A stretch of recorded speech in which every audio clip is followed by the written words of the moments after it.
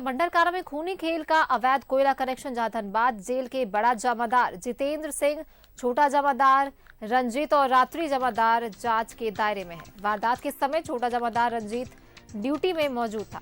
Jail में हथियार पहुंचने में हवलदार स्नेही और पांडे हवलदार की मुख्य भूमिका हो सकती है। सूत्रों के हवाले से खबर, जहां हवलदार स्नेही 2 गेट वार्डन की मिलीभगत से हथियार पहुंचा।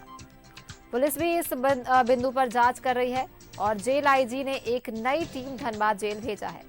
जेल में बाहर से फेंके जाते हैं गांजा और नशीले पदार्थ। जेल के हॉस्पिटल वार्ड में भर्ती था गैंगस्टर अमन सिंह। कोयला चोरी के कारण धनबाद में बढ़ा अपराध, जहां धनबाद पुलिस की देखरेख में ये कोयला चोरी होती रही। कोर्ट में भी गैंगस्टर अमन सिंह की हत्या कोर्ट भी गैंगस्टर अमन की हत्या की करा सकती है जांच। धनबाद जेल से 2 करोड़ की होती है अवैध कमाई।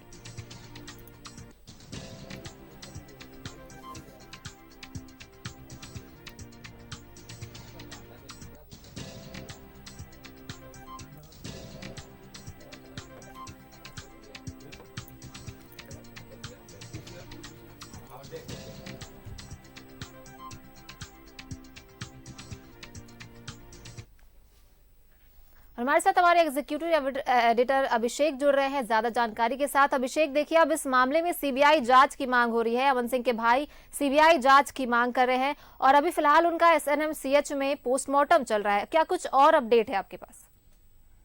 देखिए, अभी जो सबसे बड़ी बात यह है कि पोस्टमार्टम उनका शुरू हो गया है। अमन सिंह का पोस्टमार्टम शुरू कर दिया गया है और पोस्टमार्टम के बाद यह ज्यादा क्लियर हो पाएगा कि कितनी गोलियां मारी गई हैं, क्योंकि कई गोलियां शरीर को छेद कर बाहर निकल चुकी हैं। और जो जानकारियां मिल रही हैं कि पुलिस अभी तक खोखे गिन रही है, खोखे चुन रही है, क्योंकि हथियार नदारद है, हथियार अभी तक बरामद नहीं हुआ। जेल के भीतर हत्या होती है और हथियार की बरामदगी 24 घंटे होने जा रहे हैं और अभी तक हथियार की बरामदगी नहीं होती है। ये एक बड़ा सवाल खड़ा हो जाता है। जो दूसरा सबसे बड़ा सवाल खड़ा होता है कि जेल के भीतर आखिर हथियार आया कैसे। हथियार के आने में जेल के भीतर और बाहर दोनों के कर्मियों की मिलीभगत बताई जा रही है।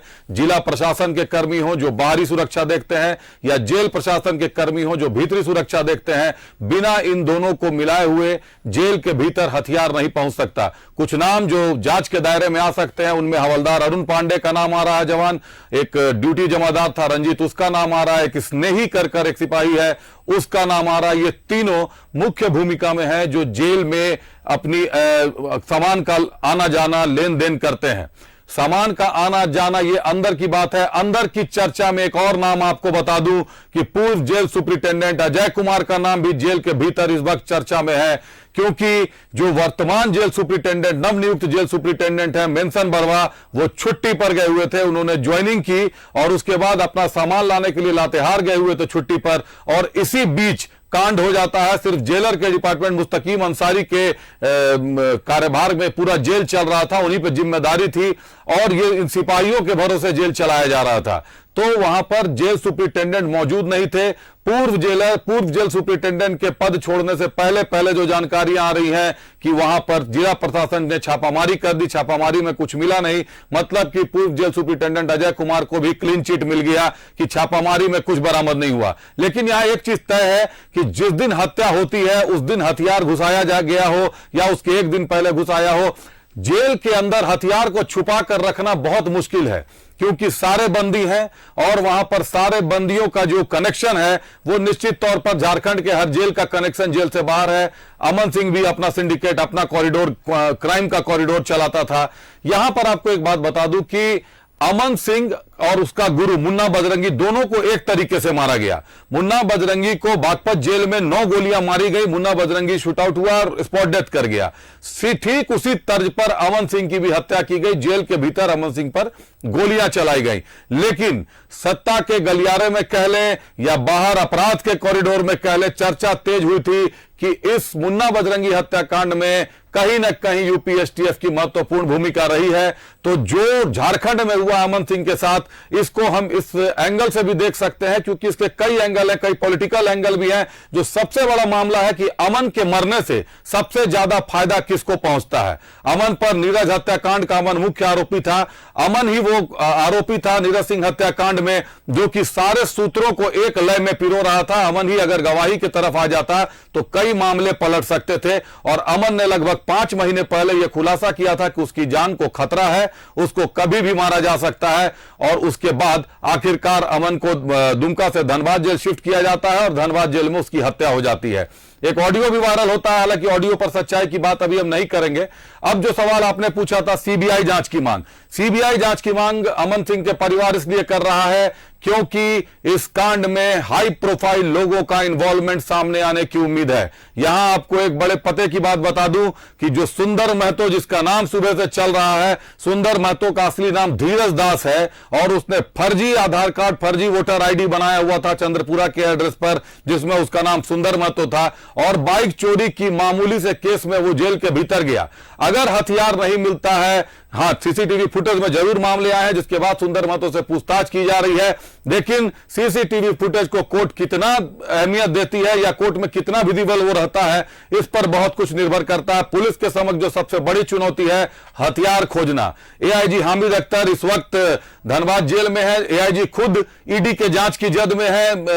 ईडी का जब आरोप लगाया था, ईडी के अधिकारी को जब रांची जेल से सुरक्षा के लिए उन्होंने केंद्रीय गृह मंत्रालय को पत्र लिखा था कि रांची जेल से उन्हें हनी ट्रैप या तो नक्सल अटैक में ईडी के अधिकारी पर नक्सल अटैक करने की बात सामने आ रही थी।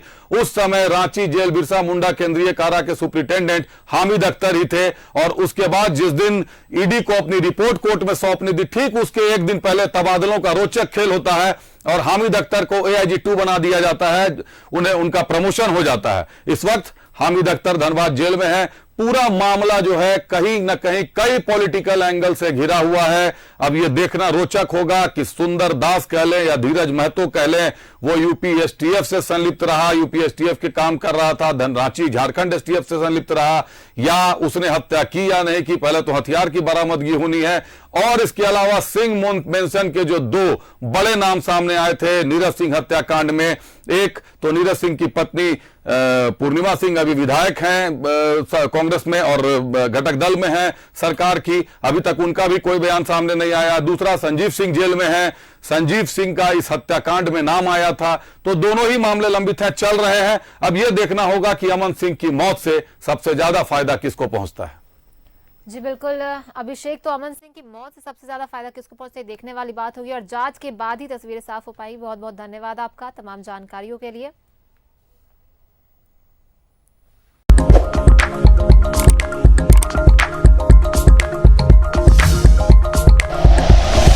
Like and share videos, subscribe करें हमारा चैनल और प्रेस करें बेल आइकॉन। न्यूज़ 11 भारत, सच है तो दिखेगा।